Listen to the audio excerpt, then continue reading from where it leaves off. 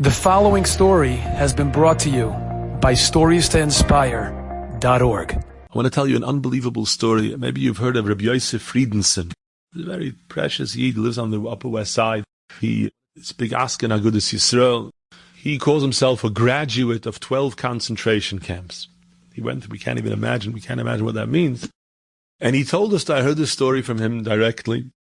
He had, they slept there in those bunks, how they slept. You've seen the pictures, I'm sure. And right underneath him, there was a Hungarian Jew named Rabbi. And Rabbi was a very special person. He says he used to daven, he used to listen to him daven. He would say karbonos before the davening, with tears, with such a mystique, with such a sweetness. He davened HaKadosh Baruch. He was always davening. Now, every day when all the barracks was taken out to work, so two of the inmates had to stay behind to clean up. And one day Rabbi Yosef, and this Rabbi Yamin, it was their job to clean up. And they were cleaning up the barracks, and they found a loaf of bread. Does anybody know the value of a loaf of bread in Auschwitz? None of us know. I'll tell you a story that I once read that gives us an inkling.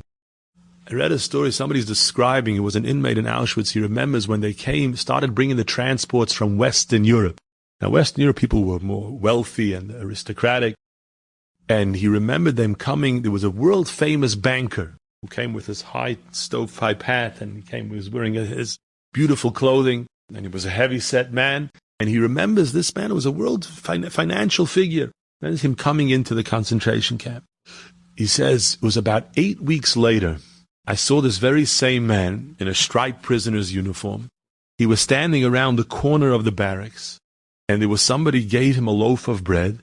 And he took out of his pocket a velvet little bag, and trembling hands, he emptied the whole sack of diamonds into the other person's hand. He gave him a sack full of diamonds and bought with that the piece of bread. So if we try to imagine the value of a loaf of bread in Auschwitz, and here these two Yidden found a loaf of bread. And Rabbi Yamin says to Rabbi Yosef, I know whose loaf of bread this is. There's a Polish goy, a Gentile, was a prisoner, Ivan. It's his loaf of bread. He says, Rabbi Yosef, let's return the loaf of bread to the Polish goy. And he'll go around the entire concentration camp saying, Jews are not thieves. Yidden sind nicht kan ganovim.